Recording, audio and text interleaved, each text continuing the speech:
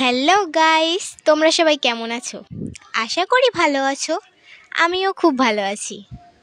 আজকের ব্লগটা খুবই মজার হতে চলেছে, কারণ আজকে আমার দিদির আশীর্বাদ। আগের দিন দাদার আশীর্বাদ ছিল, আর আজকে আমার দিদির আশীর্বাদ। তো ভিডিওটা দেখতে থাকো, খুব মজা হতে চলেছে। দাদাদের বাড়ি থেকে লোকজন চলে আসলে আমি তাদেরকে নিয়ে বাসায় আসি। আরে দাঁড়াও দাঁড়াও, আমাকে না দেখে আমার দিদি ভাইকে দেখো, কত সুন্দর লাগছে।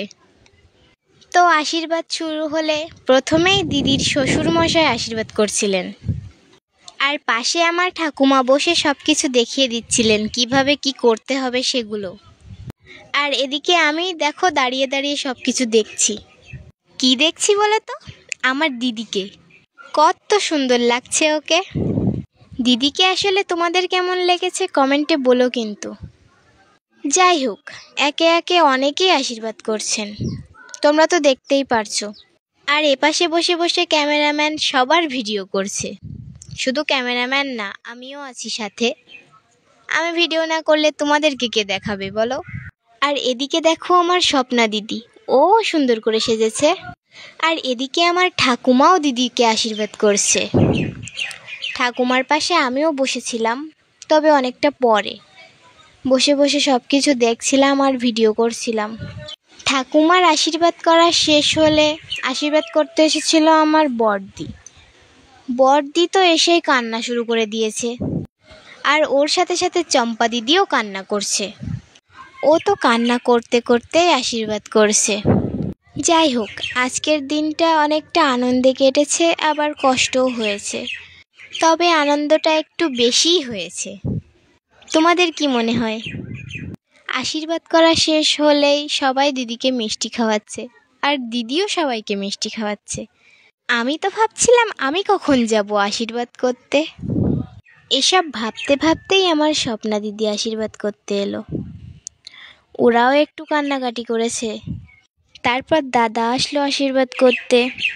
দাদার পরপরই আমি গিয়েছিলাম আশীর্বাদ করতে। আমি তো গিয়ে প্রথমে সব বড় বড় টাকা তুলে পকেটে পুরে নিয়েছি। দিদিকে তো দিতে হবে, তাই না? তোমরা কি বলো? যতই হোক ছোট বোন আমি, দিদিকে টাকা না দিলে হয়? তারপর আর কি, আমিও দিদিকে আশীর্বাদ করলাম। আর হ্যাঁ, আমার বেলা কিন্তু দিদিকে কান্না করতে দেইনি, হাসি মুখেই সব কিছু করিয়েছি। দেখো কত হাসছে। দিদিকে তো আমি খুব সুন্দর করে আশীর্বাদ করেছি, আর ওর সাথে অনেকগুলো ছবিও তুলেছি।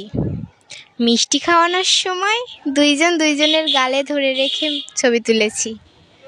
আমার কাছে এটা একটু বেশিই সুন্দর ছিল। কি সুন্দর না? এবার হবে আসল মজার জিনিস। আমি যে টাকাগুলো দিদির থালা থেকে তুলে নিয়েছিলাম, ওগুলো সব দিদিকে দিয়েছি আবার। আর সেগুলোর সাথে ছবিও তুলেছি, যাতে মনে হয় টাকাগুলো আসলে আমি দিয়েছি। সবাই তো আমার কাজ দেখে হাসছিল, আমি নিজেও হাসছিলাম। যাই হোক, দেখো দিদিকে, কি সুন্দর বসে আছে নায়িকার মতো, কত কিউট লাগছে ওকে। সবশেষে মা আশীর্বাদ করতে গেল। এর মাঝেই বলে রাখি, তোমরা কি আমাকে ভুলে গেছো? আগের মতো তো আর ভালোবাসা পাই না তোমাদের, সাপোর্টও করো না আমাকে তেমন। তোমরা সবাই আমাকে বেশি বেশি ভালোবাসা দিবা, সাপোর্ট করবা। আমিও তোমাদের পাশে থাকবো সব সময়। যাই হোক, আজকের দিনটা খুবই স্পেশাল ছিল। তোমরা যদি আমার জায়গায় থাকতে তোমাদেরও খুব মজা লাগতো। আমার মা তো আশীর্বাদের সময় অনেকগুলো ছবি তুলেছে, এভাবে এভাবে, আর ক্যামেরাম্যানও ছবি তুলে দিচ্ছে। আজকে ক্যামেরাম্যান আর আমি ভিডিও করতে করতে শেষ। যাই হোক, মার আশীর্বাদ করা শেষ হলে আমরা সবাই ফ্যামিলি ফটো তুলছিলাম। আমি, মা, দিদি আর বাবা সবাই একসাথে। আজকের ব্লগটা এই পর্যন্তই ছিল।